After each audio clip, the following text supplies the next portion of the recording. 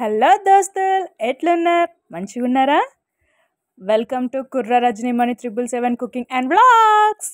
ఇవాళ మన వీడియో ఏంటి అని చూస్తున్నారా? తమ్నెల్లో చూసి అర్థమయ్యే ఉంటుంది కదా.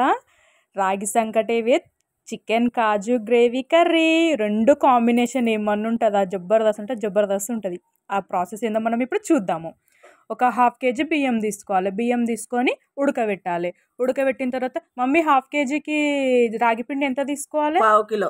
1/2 కిలో రాగిపిండి తీసుకొని మంచిగా అట్లా కలబెట్టుకోవాలి. దాన్ని కొన్ని వాటర్ పోసి, అదేంటంటే ఇట్లే కలబెట్టుకొని పోస్తే ఏంటంటే ఉండలు ఉండలు కాదంట అందులో. అదే మనం డైరెక్ట్ పోసుకుంటే ఏంటంటే ఉండలు ఉండలు అయిపోతుందట. ముందు అట్లా బియ్యం ఎంతవరకు ఉడకాలి? బియ్యం మొత్తం ఉడకాలి. అన్నం అంటే మెత్తగా కావాలా?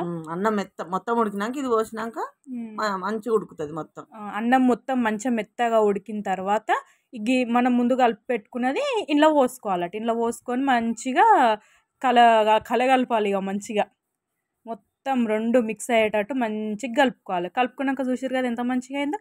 ఇట్లా అయిన తర్వాత ఖచ్చితంగా మన చేతికి నెయ్యి ఉంటే నెయ్యి, నూనె ఉంటే నూనె, ఏదో ఒకటి ఖచ్చితంగా, లేకపోతే అట్లా ముద్దలు ముద్దలు రావు.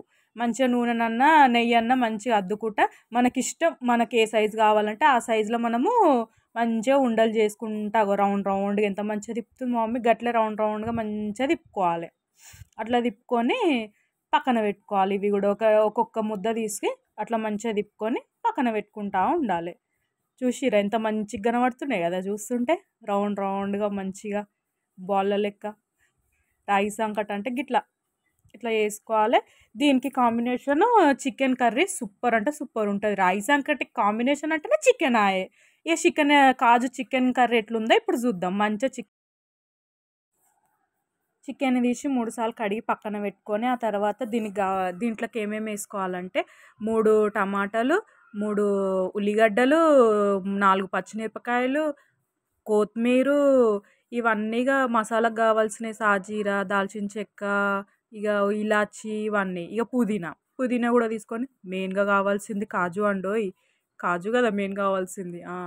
ఇక మళ్ళీ ఒకటి కడాయి పెట్టుకొని అందులో ఇంత నూనె పోసుకొని, ఈ కాజు ఇందాక మనం ఇక ఏమేమి తీసుకున్నామో అవన్నీ ఏం చేయాలంటే జర్రనన్న పచ్చివాసన పోయేటట్టు జర్ర వేపుకోవాలి. ఎందుకంటే మనం అదంతా మిక్సీ పట్టుకోవాలి కదా. అందుకని ఇవన్నీ ఏం చేయాలి, ఒక్కొక్కటి ఇప్పుడు కాజు వేసినాక ఒక నిమిషం అట్లా అట్లా ఇట్లా కలగలిపి, మళ్ళీ ఈ ఉల్లిగడ్డ వేసినాక జర్ర కలగలిపినాక పచ్చిమిరపకాయలు, అవి జర్ర కలగలిపిన తర్వాత ఇంత పుదీనా కలగలిపినాక ఇక జర్ర అటు ఇటు అన్న తర్వాత జర్ర టమాటా వేసుకొని ఇక అది మొత్తం ఇట్లా కలుపుకొని ఇక జరసేపు మూత పెట్టుకోవాలి. ఇక మూత పెట్టుకున్న తర్వాత ఇక అది ఉడుకుతుంది కదా. జర్ర ఉడికిన తర్వాత ఒక స్పూను ఉప్పు వేసుకున్న తర్వాత ఇక ఉడికింది. చూసిర్రు ఎంత మంచిగా ఉడికిందో. ఇక అది ఉడికిన తర్వాత మిక్సీ పట్టుకోవాలి. ఇక మిక్సీ పట్టుకున్న తర్వాత ఎంత మంచిగా అవుతుందో చూడురు. ఇగో పేస్ట్ చూసిర్రా, నోరు ఉడుతుందిలే పేస్ట్. ఇక అది అయిపోయిన తర్వాత అదే కడాయి, ఇందాక చేసిన కడాయిలని ఇంత నూనె పోసుకొని, 2 పావులు నూనె పోసుకొని, ఇంత ఉల్లిగడ్డ వేసుకొని, పచ్చిమిరపకాయ వేసుకొని, ఇంత పుదీనా వేసుకొని, అందులోనే వేసుకొని ఇక కూర ప్రిపరేషన్ అనమాట ఇది. ఇక పుదీనా వేసుకొని బాగా కలుపుకున్న తర్వాత ఈ ఉల్లిగడ్డలు వేగాలి కదా. ఉల్లిగడ్డలు జర్ర అటు ఇటు అయినాక ఉల్లిగడ్డలు వేగిన తర్వాత ఏం చేయాలి, ఇంత అల్లం వెల్లిపాయ పేస్ట్ వేసుకోవాలి. అల్లం వెల్లుల్లి పేస్ట్ వేసుకున్న తర్వాత ఇంత పసుపు వేసుకొని ఇక జర్ర మంచిగా కలుపుకోవాలి. అటు ఇటు మంచిగా కలుపుకొని ఇక పచ్చివాసన అసలే అల్లం వెల్లుల్లి పేస్టు పచ్చివాసన పోవాలి కదా. పచ్చివాసన పోయేదాకా జర్ర కలుపుకొని 2 నిమిషాలు అట్లా మూత పెట్టుకున్న తర్వాత చికెన్ తీసుకొని అందులో వేసి మంచిగా కలపాలి. ఎందుకంటే మళ్ళీ ఆ చికెన్ ముక్కలకి పేస్ట్ అంతా పట్టాలంటే ఏం చేయాలి, మంచిగా కలపాలి. చికెన్ని అటు అటు తిర్రా మరా వేసి మంచిగా కలుపురిగా. మంచిగా కలుపుకొని మొత్తం కలుపుకొని మంచిగా ముక్కలకు మంచిగా పట్టాలి. పట్టిన తర్వాత ఒక 2 నిమిషాల తర్వాత మళ్ళీ ఇంత ఒక పెరుగు ప్యాకెట్ మొత్తం వేసుకొని ఆ పెరుగు కూడా మంచిగా కలవాలి. మొత్తం ముక్కలకు పట్టేటట్టు మంచిగా కలుపుకొని నిమ్మతంగా మంచిగా కలిపిన తర్వాత చూసిరు కదా ఎట్లుందో. కలిసినాక జరసేపు ఉడకనియాలి. జర్ర ఉడికిన తర్వాత 2 స్పూన్ల కారం వేసుకున్నాం మేమైతే. కొంతమంది కారంలోనే ఉప్పు వేసుకుంటారు, అట్లా చూసేసుకోర్రి. ఇక ఒక స్పూన్నర ఉప్పు వేసిన తర్వాత ఇక చూసిరు కదా ఎర్రగా ఎంత ముద్దు కొడుతుంది కదా. చూస్తే నోర్లు ఊరుతున్నాయి.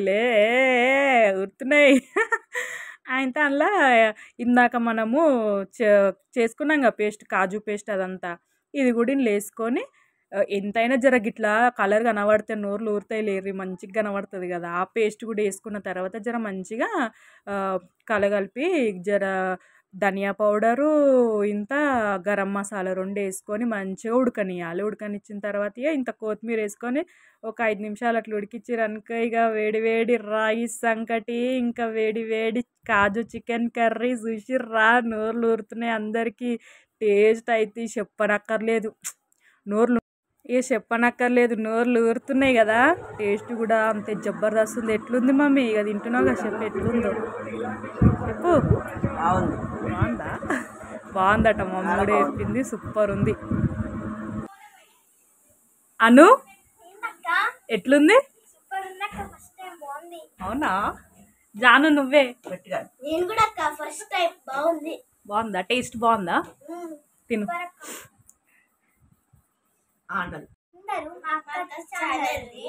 Like, share, comment and subscribe చేసుకోండి.